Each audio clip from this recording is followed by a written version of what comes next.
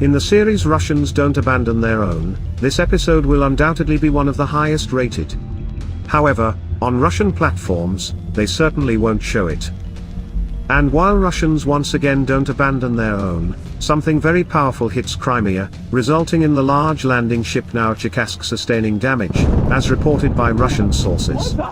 Considering the adversary's terminology, the ship was more likely destroyed.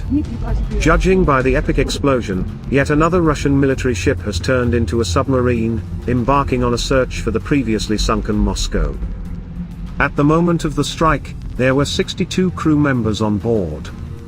The Russian Ministry of Defense promptly reported the downing of 2 Ukrainian Su-24s, and for good measure, propagandists added another 2 F-16s just in case. So, within a week the adversary has allegedly destroyed 8 F-16 aircraft, even though they haven't reached Ukraine yet.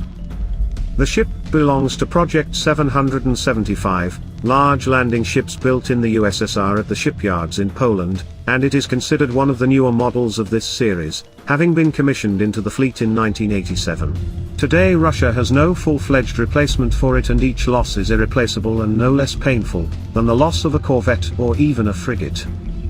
By the way, Novocherkassk received a warning from the Ukrainian Defense Forces on March 24, 2022, when the port of temporarily occupied Berdiansk came under attack. Then the big landing ship Saratov was destroyed, but the Novocherkassk with injuries, but managed to escape. After repairs, the ship was engaged in the logistics of the occupiers, carrying equipment, ammunition, as well as kamikaze drones Shahed 136. Given the detonation that could be observed in the port that night, it was clearly not empty. Later photos of the damage appeared and they clearly show that the ship was on fire from bow to stern. The ship was literally melted. Apparently, the ship was loaded with something so explosive, and it detonated. According to some sources, the scale of the explosion indicates that there were Shahed kamikaze drones on board. According to other sources, there were artillery shells and Grad MLRS on board. Thus the Ukrainian Defense Forces clearly calculated the moment when the ship could be hit as effectively as possible, destroying both it and the weapons it was carrying. The large landing ships themselves are critical assets for Russian logistics in Crimea, but their numbers are steadily dwindling under Ukrainian Defense Forces strikes. I have already said many times that Ukraine, having no fleet, managed to almost completely paralyze the Russian Black Sea Fleet, and inflict on it losses comparable to those in World War II.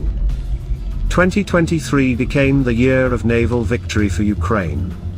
A state without its own fleet has neutralized at least 20 vessels of the Russian Black Sea Fleet, despite threats and Russia's blockade, organizing a corridor for grain deliveries from Ukrainian ports.